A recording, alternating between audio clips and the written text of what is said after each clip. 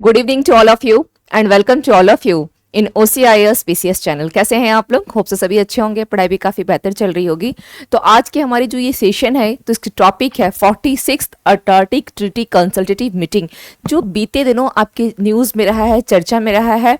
और इसके साथ एक और मीटिंग की गई थी, वह मीटिंग कौन सी थी इसके बारे में थोड़ी हम डिटेल डिस्कस करेंगे, क्योंकि यह टॉपिक आपके प्री एंड मेंस दोनों के लिए महत्वपूर्ण टॉपिक है। यह प्री एंड मेंस दोनों के लिए महत्वपूर्ण है। ओके, तो चलिए स्टार्ट करते हैं और देखते हैं कि इस टॉपिक के अंतर्गत हमें क्या क्या पढ़ना है, क्या क्या इसके मेन इंपॉर्टेंट पॉइंट्स हैं जो आपके एग्जामिनेशन दृष्टिकोण से काफ़ी महत्वपूर्ण है, या यहाँ से सवाल जो आपके प्रीलिम्स कम मेंस दोनों में कैसे बन सकते हैं, इन मुद्दों पर हम चर्चा करते हैं। चलिए, तो सबसे पहले आते हैं और देखते हैं कि 46th फर्स्ट पॉइंट ध्यान देना है। 46th पर कभी कभी क्या करता है, एक क्रम पूछता है, सीक्वेंस पूछ लेता है। तो यह कौन सा मीटिंग रहा?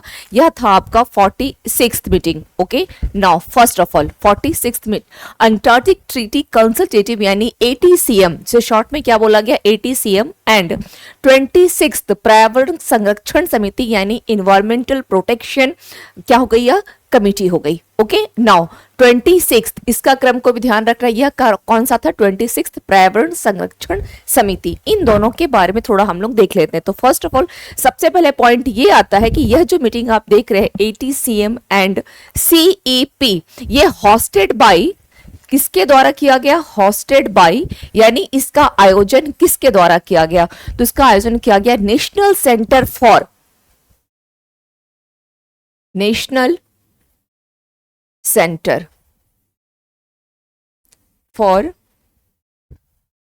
Polar and ocean, okay, ocean research. कुछ पॉइंट्स हैं जो केवल हमें ध्यान देखना है, यानी मिनिस्ट्री ऑफ किसके अंतर्गत आता है? Ministry of earth science. Okay, ministry of earth science, government of India, government of India. तो ये सबसे पहले तो ये ध्यान रखना है कि hosted by national centre for polar and ocean research, ministry of earth science, government of India. Now first point hosted by this यानी इसके द्वारा इसकी मेजबानी की गई। नाउ नेक्स्ट क्या है? इसके अंतर्गत यह जो आप CEP देख रहे हैं यानी पर्यावरण संरक्षण समिति, इसकी भी मीटिंग की गई। तो इसका क्या काम है, यह क्या करता है? तो CEP क्या करता है? यह एडवाइजेस देता है। CEP ये क्या करता है? एडवाइजेस देता है। किसे देगा? तो ATCM को एडवाइस देता है ऑन इन्वायरमेंटल प्रोटेक्शन को लेकर के, या इसके कंजर्वेशन यानी इसके संरक्षण को लेकर के, इसकी सुरक्षा को लेकर के क्या करता है? CEP एडवाइजेस, ये क्या करता है? सलाह देने का काम करता है। किसे देता है? तो ATCM regarding for what? ATCM on क्या होगा? Environmental protection and conservation in Antarctica. Okay, बस इतना ही इसमें ध्यान रखना है। क्लियर?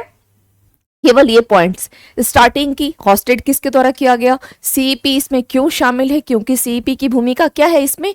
केवल और केवल advises to whom? ATCM for what?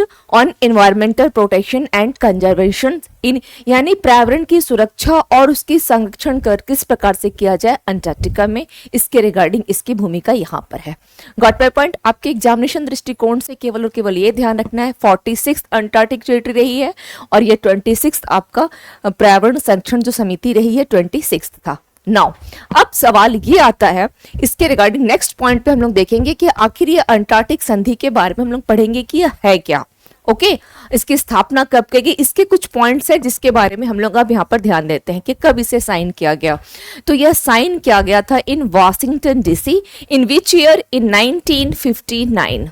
Okay, 1959 में साइन किया गया था। कहां पर? यह sign in Washington DC, Washington DC, okay, Washington DC in 1959 by how many countries? By 12 countries। कितने इसमें देश थे? 12 सदस्य देशों, 12 देशों के द्वारा क्या किया गया था? इसे साइन किया गया था। तो इसे ध्यान रखना है। और साइन, ठीक है, साइन हुई 1959 में, बट यह लागू कब किया गया? तो यह लागू हुआ था 1961 में, यह लागू किया गया था 1961 में। ओके, नाउ इसमें कितने कंट्री के द्वारा इसमें साइन किया गया था जब ये स्टार्ट किया गया था इन 1959 इन Washington?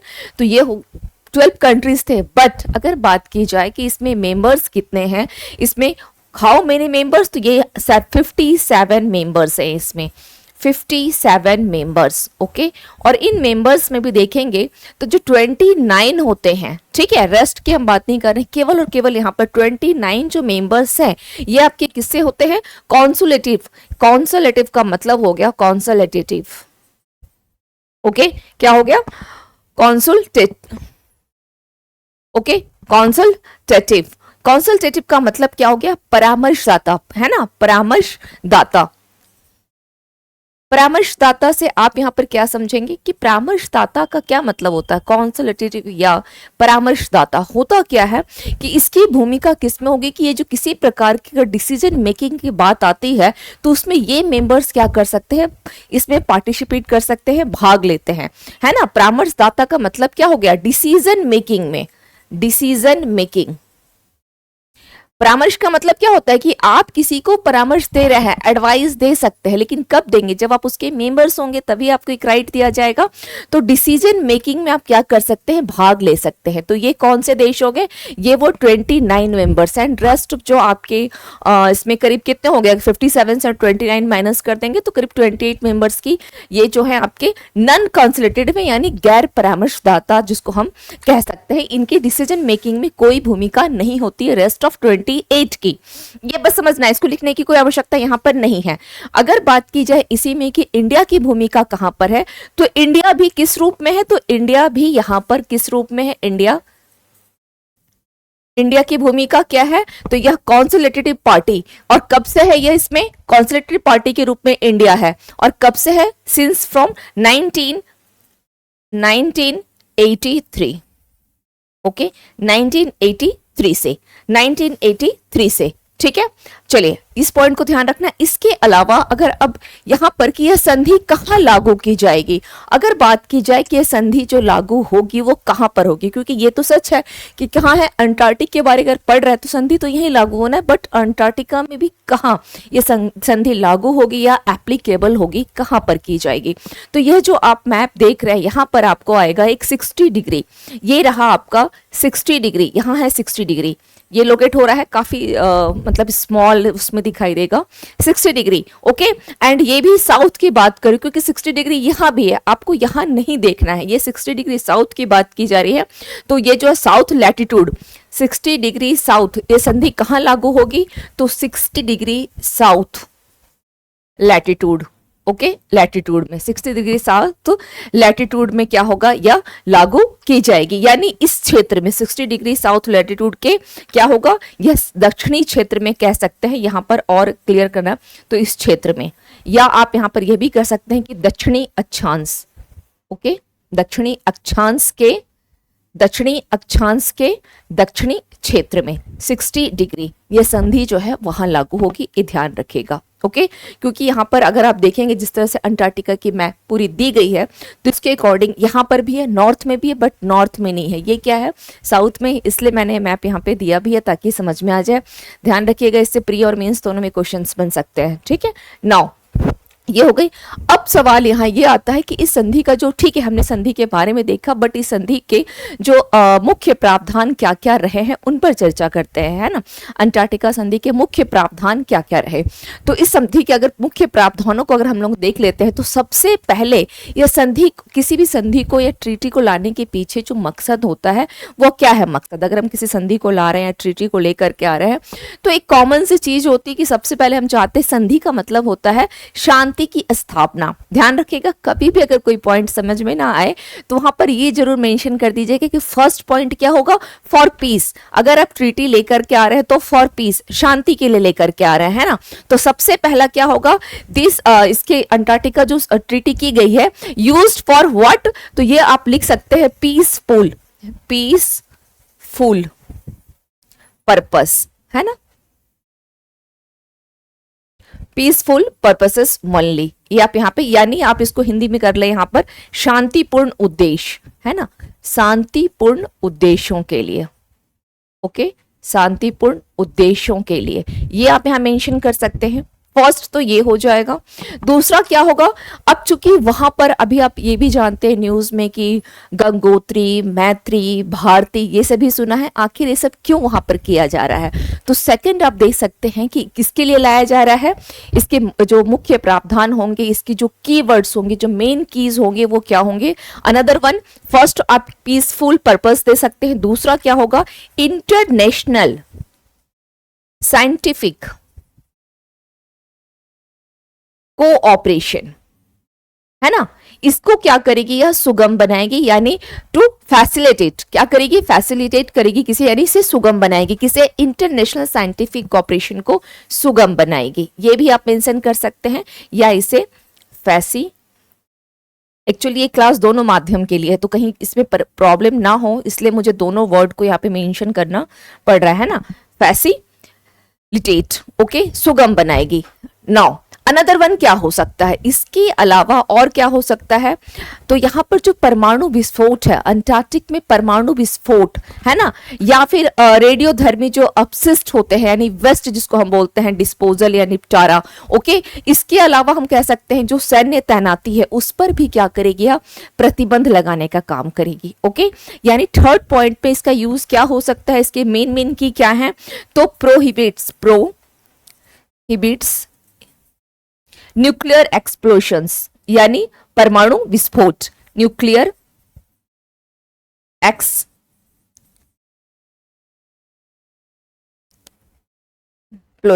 Okay, and radioactive waste disposal, radioactive waste disposal, okay. इसके अलावा क्या हो सकता है, मिलिट्री डिप्लॉयमेंट्स, यानी अगर हम बात करें तो क्या करेगी यह, अंटार्कटिक में परमाणु विस्फोट, इन सभी पर परमाणु विस्फोट, ओके, परमाणु विस्फोट हो गया, या रेडियोधर्मी, आपके जो रेडियोधर्मी वेस्ट यानी अपशिष्ट क्या होगा, निपटान, डिस्पोजल, निपटान, ओके। इसके अलावा सैन्य, मिलिट्री की अगर बात की जाए तो क्या होगा, सैन्य तैनाती, इन सबों पर क्या करेगी यह, प्रतिबंध। प्रोहिबिट्स का मतलब क्या हो गया, प्रतिबंध लगाने का के लिए इसको जो है लगाती है, क्या करती है संधि, इन सबों पर प्रतिबंध। यानी आप अंटार्कटिका के जहां पर यह संधि लागू है, जो जस्ट अभी हम लोगों ने प्रीवियस स्लाइड में देखा कि 60 डिग्री आपके साउथ लैटिट्यूड के साउथ सेक्टर में है ना, दक्षिणी क्षेत्र में है, क्योंकि साउथ एरियाज में है, तो वहां पर क्या करेगी, आप किसी भी प्रकार के परमाणु विस्फोट नहीं कर सकते हैं, किसी प्रकार का रेडियो एक्टिव वेस्ट डिस्पोजल का आप यूज नहीं कर सकते हैं। एंड थर्ड वन क्या है, वहां पर सैन्य जो तैनाती है उसको भी ये प्रतिबंध लगाती है। तो ये इसके जो है, ये इसके मेन इंपॉर्टेंट हम कह सकते हैं कि की प्रोविजन से, की वर्ड्स है, की पॉइंट्स है, मेन ये है, ये 3 पॉइंट्स को ध्यान रखना है रिगार्डिंग दिस, ओके। ये 3 पॉइंट्स को आपको यहां पर ध्यान रखना है। अब सवाल आता है कि जब ये 3 संधि की गई तो भारत ने इसके लिए क्या किया, भारत ने क्या इनिशिएटिव लिया है अंटार्कटिका के रिगार्डिंग, ओके। भारत की इनिशिएटिव की अगर बात की जाए तो भारत ने क्या किया, अब यहाँ पे देखते हैं कि अंटार्कटिका के लिए भारत के द्वारा शुरू की गई पहले तो क्या क्या आएगा, अब यहीं पर हम लोग देखेंगे भारती, मैत्री। तो पहला जो यहाँ पर किया गया है ना, पहला क्या किया गया, फर्स्ट अगर देखी जाए, फर्स्ट क्या होगा यहाँ पर, तो क्या होगा, अंटार्कटिक अनुसंधान केंद्र, यानी जो रिसर्च सेंटर की बात की जाए, है ना, अंटार्कटिक अनुसंधान यानी research centre, okay. Research centre की अगर बात की जाए तो कहां किया गया, यह दक्षिणी गंगोत्री।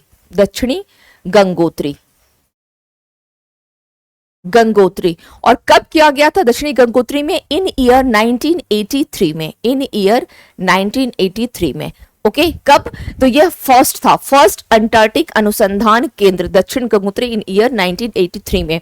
और अगर वर्तमान में अगर बात की जाए एट प्रेजेंट, है ना, तो एट प्रेजेंट भारत क्या कर रहा है? भारत 2 अनुसंधान केंद्र यानी अंटार्कटिक जो रिसर्च सेंटर की अगर बात की जाए तो और 2, है ना, ये कहां पर संचालित कर रहा है? क्योंकि ऑलरेडी इसका संचालन चल रहा है, ऑपरेशन में है, ये रनिंग में है। तो कौन सा संचालन कर रहा है? तो एक आपका आ जाएगा मैत्री, ओके, और दूसरा क्या होगा? भारती। भारती, तो मैत्री कब स्टार्ट किया गया? 1989 एंड भारती 2012 में। ओके और इतना ही नहीं, भारत का इनिशिएटिव इसने एक और लिया कि 46th जो अंटार्कटिक आप यहाँ देख रहे हैं, भारत ने क्या किया है? 46th अंटार्कटिक इस मीटिंग में ATCM, है ना, इसमें भी भारत ने, ये जो आप मीटिंग यहाँ पर की गई है 46th ATCM, इसमें भी भारत ने अनाउंस्ड किया है, घोषणा किया है कि मैत्री 2 का, ओके, क्योंकि मैत्री 1 1989 में ऑलरेडी संचालन में है, तो मैत्री 2 इसकी भी क्या करेगा? ये बहुत जल्द इसको भी स्टार्ट करेगा, ठीक है। मैत्री 2 इस अनुसंधान किसको हम कह सकते हैं? एक Antarctic research centre, okay, Antarctic research centre इसकी भी स्थापना करने की जो है योजना यह बना रहा है। तो ऐसा इसने अनाउंस्ड किया है कि बहुत जल्द क्या की जाएगी, जो आपकी इसको स्टार्ट किया जाएगा, यानी अंटार्कटिका के लिए भारत के द्वारा जो शुरू की गई पहले है, तो ये सभी पहले, ये तो हो गई फर्स्ट। नाउ इसके अलावा भारत और क्या कर रहा है अगर बात की जाए तो ये 3 के अलावा अगर देखा जाए कि चलो ठीक है, इसने, हाँ, यहां पर आपको ध्यान ये भी रखना है कि प्रीलिम्स में ये तीनों जो पॉइंट्स आप देख रहे हैं एज ए फैक्ट डायरेक्ट पूछ लेता है, दक्षिणी गंगोत्री को लेकर के या मैत्री को या भारती को लेकर के डायरेक्ट फैक्ट पूछता है। और अभी इसने 46th में क्या अनाउंस्ड किया है कि मैत्री 2 को जल्दी ये क्या करेगा, जो आपका अंटार्कटिक अनुसंधान केंद्र है, इसकी स्थापना भी बहुत जल्दी ये करने वाला है, ठीक है। नाउ इसके अलावा अगर बात की जाए तो 2022 में, चलिए नेक्स्ट देख लेते हैं। यहाँ पे एक पॉइंट और है जो भारत ने किया है, इसके लिए बैक में लिखना पड़ेगा ना, ठीक है, जस्ट ए मिनट। एक पॉइंट और देख लेते हैं जो भारत ने किया है। भारत ने क्या किया है, अनदर वन, कि 2022 में भारत के द्वारा ली गई पहल क्या क्या थी? फर्स्ट तो ये हो गया, और दूसरा क्या हो गया? दूसरा इसने क्या किया 2022 में, ओके, इसने क्या किया? अंटार्कटिक जस्ट ए मिनट,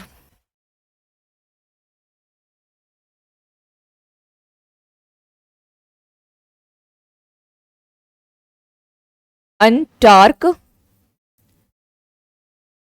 इसने क्या किया? एक्ट बनाया। इस एक्ट को इसने बनाया, कब बनाया? इन ईयर, ये दूसरा इनिशिएटिव भारत की तरफ से था। पहला इनिशिएटिव में हम ये सारे पॉइंट्स को देखेंगे, दूसरे इनिशिएटिव में हम देखेंगे कि 2022 में इसने एक एक्ट बनाया, और इसी एक्ट के तहत ये जो संधि है ना, इस संधि के प्रति भारत की जो प्रतिबद्धता की पुष्टि होती है इसी एक्ट के तहत, ओके, इसी एक्ट के तहत इस संधि की के लिए भारत की प्रतिबद्धता की जो है पुष्टि होती है। इस पॉइंट को यहाँ पर ध्यान रखिएगा। तो ये हो गई भारत की तरफ से जो शुरू की गई पहले या भारत की तरफ से ली गई initiatives for regarding your Antarctic treaty. Now अब यहां पर देख लेते हैं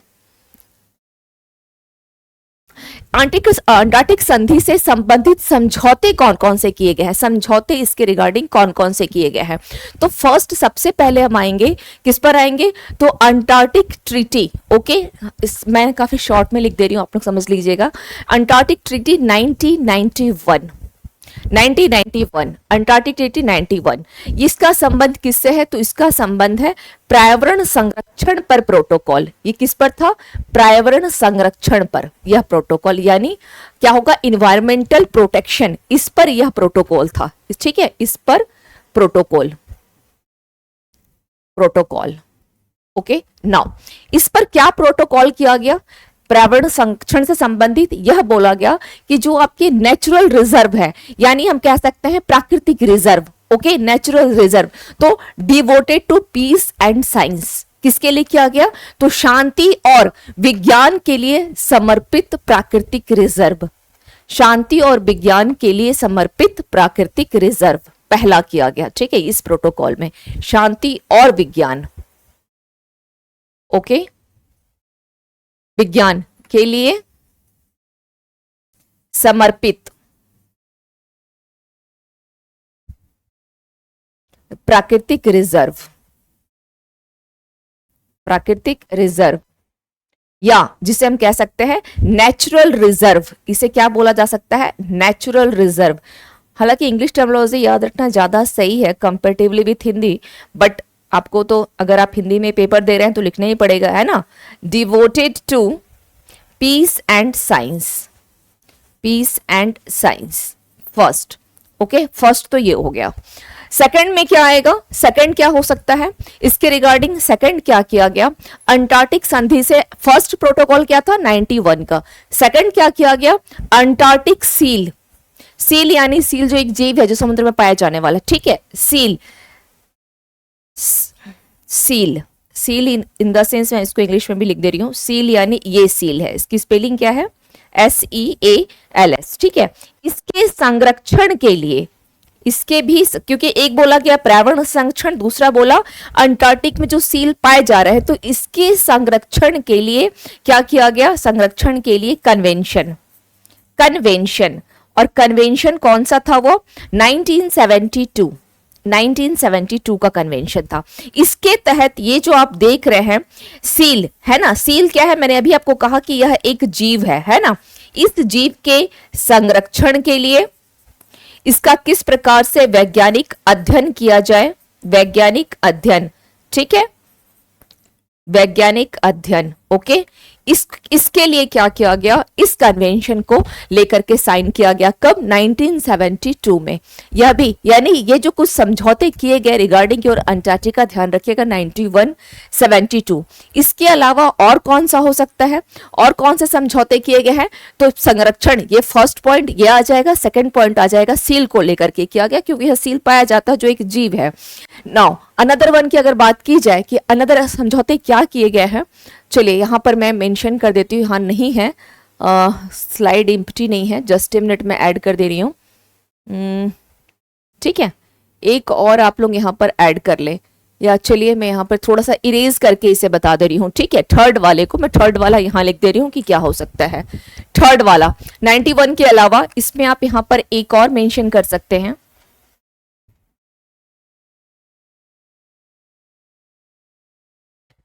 इसको एक बार, काफी महत्वपूर्ण है, ध्यान रखिएगा, इसलिए मैंने इसके लिए एक आप लोग को एक अलग से वीडियो तैयार किया कि नहीं, ये काफी महत्वपूर्ण है, यहाँ से जो है संभावनाएं रहती हैं और है भी, है ना, अंटार्कटिका को लेकर के या तो प्रीलिम्स में आ जाए या आपके मेंस में आ जाए, तो इसका ध्यान रखिएगा, ओके।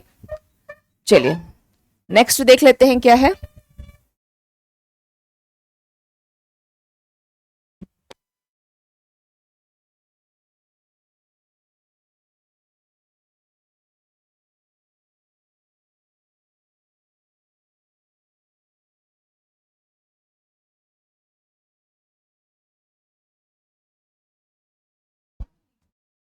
ओके नाउ, तो अब हम लोग यहाँ पर क्या देख लेते हैं, हाँ थर्ड वाले को देख लेते हैं, थर्ड वाला क्या है, ठीक है।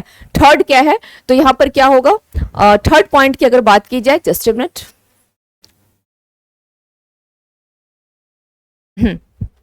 अंटार्कटिका संधि से संबंधित जो समझौते हैं, तो तीसरा क्या किया गया, तीसरा क्या एक्ट यहाँ पे किया गया, तो तीसरा आएगा अंटार्कटिक, फर्स्ट यहाँ पे आप लिख ले, अंटार्कटिक समुद्री सजीव संसाधनों का, ठीक है, इसके रिगार्डिंग जो समुद्री सजीव संसाधनों, ठीक है, समुद्री सजीव संसाधनों, इसके संरक्षण के लिए कन्वेंशन किया गया, इसके संरक्षण के रिगार्डिंग क्या की गई, जो कन्वेंशन की गई वो कौन सी ईयर की थी, वह थी आपकी 1980 की, 1980 में किया गया। यानी समुद्री सजीव संसाधन का मतलब क्या होता है, मेराइन, है ना, marine living resources, resources, okay, resources कब का है यह 1980 का। तो इसके अंतर्गत क्या आएगा, जब बहुत क्लियर है कि समुद्री सजीव, है ना, समुद्री सजीव जो हैं, जो लिविंग थिंग्स हैं, उनके लिए, उनके रिसोर्सेज के लिए, फॉर द एग्जांपल, जैसे यहाँ पे अगर बात की जाए क्रील को लेकर कि क्रील, ओके, या बात की जाए fin fish, this is one kind of your category of for fish, ठीक है, फिन फिश, या हम कह सकते हैं कि अन्य कोई भी, फिन फिश के अलावा क्या आ जाएगा, कोई भी अन्य, अदर्स अगर बात की जाए, others, okay, etc, etc others. ठीक है। तो इसके संरक्षण को लेकर के क्या किया गया, इस पर भी बात की गई कि हमें क्या करना है, इसका भी संरक्षण करना है। ओके, इसका भी संरक्षण करना है और इसका किस प्रकार से उपयोग किया जाए, क्योंकि समुद्री जो सजीव होते हैं उनका इंपॉर्टेंस अगर देखा जाए तो इसके यूजेस भी तो बहुत है ना, इसके यूजेस भी बहुत है। तो इसको इस पे भी यह चर्चा की गई कि फिनफिश इन सभी संसाधनों के संरक्षण एवं इस पे तर्क संगत इसका उपयोग कैसा किया जाए। ठीक है, इसके उपयोग का क्या प्रावधान होना चाहिए, आप यहाँ पे मेंशन कर सकते हैं कि उपयोग का प्रावधान।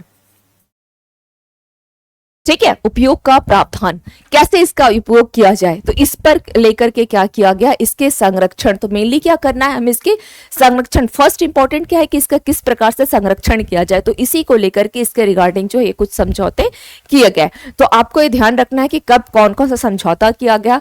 मैं बार बार बोल रही हूँ, ये वेरी वेरी इंपॉर्टेंट टॉपिक है फॉर योर, आपके ये टॉपिक जो है ये आपकी प्री एंड मेंस दोनों के लिए काफी महत्वपूर्ण है ये topic. Okay, pre plus mains दोनों के लिए टॉपिक काफी महत्वपूर्ण है। 46 अंटार्कटिका ट्रीटी थी ये, एंड 26 क्या था यह, एनवायरमेंटल प्रोटेक्शन CEP, इसको ध्यान रखिएगा। तो प्रोटेक्शन ऑफ एनवायरमेंटल कमिटी जो गठित की गई है CEP यही है, और ये क्या करती है, एडवाइस देती है। तो पूरे अंटार्कटिका के कि वहां पर अगर आप इसे ऐसे सपोज आप इसके बारे में कुछ नहीं जानते और केवल आपको अंटार्कटिका के बारे में पता है, तो बहुत आसान शब्दों में आप बोल भी सकते हैं कि वहां के समुद्री जीव को लेकर के समझौता किया गया, या वहां की हम ये बात कर सकते हैं पर्यावरण को कैसे सुरक्षित रखा जाए, है ना, इसके रिगार्डिंग जो है समझौता किया गया। वहां की सील को लेकर के समझौता किया गया। भारत ने वहां पर जो अनुसंधान केंद्र वगैरह है, गंगोत्री हो गई या आपका मैत्री हो गई, भारती हो गई, इस पे बता सकते हैं आप।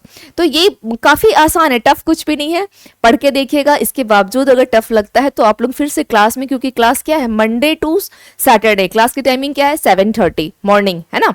तो लाइव क्लास होती है, इस क्लास में आप बिल्कुल अटेंड करके पूछ सकते हैं। अदरवाइज आप लोग कमेंट सेक्शन में कमेंट करके पूछ सकते हैं आपके कोई भी डाउट्स हो, या फिर कॉलिंग नंबर भी ऑलरेडी जो है मेंशन की गई है, आप यहाँ देखते ही हैं कॉलिंग नंबर भी, आप इस पे कॉल करके भी बात कर सकते हैं। मॉर्निंग में 10 बजे से लेकर के इवनिंग शाम जो है आपकी 4 बजे तक आप बात कर सकते हैं। ठीक है, तो मिलते हैं फिर अनदर वीडियोस में कुछ नए इन्फॉर्मेशन के साथ जो आपके एग्जामिनेशन के लिए महत्वपूर्ण हो। Thank you to all of you and have a nice evening.